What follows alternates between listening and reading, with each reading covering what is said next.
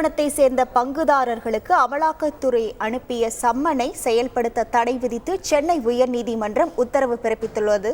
விவரங்களோடு இணைகிறார் செய்தியாளர் சுரேஷ். வணக்கம் சுரேஷ். ஏற்கனவே IAS அதிகாரிகளுக்கு அனுப்பிய சம்மனுக்கு தடை விதிக்கப்பட்டுள்ள நிலையில் தற்போது தனியார் நிறுவன பங்குதாரர்களுக்கு அனுப்பிய சம்மனை செயல்படுத்தவும் தடை விதித்து உத்தரவு பிறப்பிக்கப்பட்டுள்ளது. இது குறித்தான கூடுதல் விவரங்கள். வணக்கம். தமிழ்நாட்டில் உள்ள மணல் குவாரிகளில் அரசு நிர்ணயித்த அளவை விட கூடுதலாக மணல் அள்ளி விற்பனை செய்ததாகவும் அப்படி வந்த வருமானத்தை சட்டவிரோதமாக பரிமாற்றம் செய்ததாகவும் குற்றச்சாட்டு எழுந்திருந்தது. இது தொடர்பாக வழக்கு பதிவு செய்த அமலாக்கத்துறை பல்வேறு சோதனைகளை நடத்தி ஆவணங்களையும் பறிமுதல் செய்திருந்தது.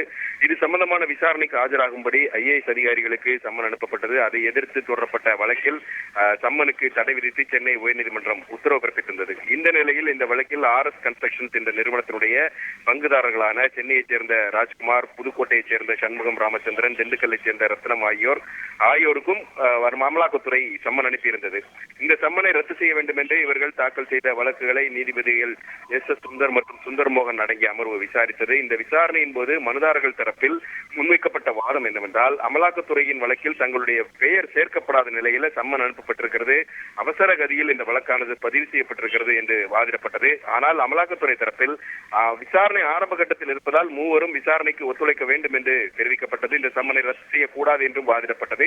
அனைத்து தரப்பு வாதங்களையும் கேட்ட நீதிபதிகள் வழக்கின் தீர்ப்பை தேதி குறிப்பிடாமல் தள்ளி வைத்திருந்தார்கள். இன்றைக்கு இந்த வழக்கில் தீர்ப்பளித்த நீதிபதிகள் இந்த வழக்கை பொறுத்தவரைக்கும் மனுதாரர்களுக்கு அனுப்பப்பட்டிருக்கூடிய சம்மனுக்கு தடை விதித்து நீதிபதிகள் உத்தரவு பிறப்பித்திருக்கிறார்கள். உங்கள் முழு விவரங்களுக்கு நன்றி சுரேஷ்.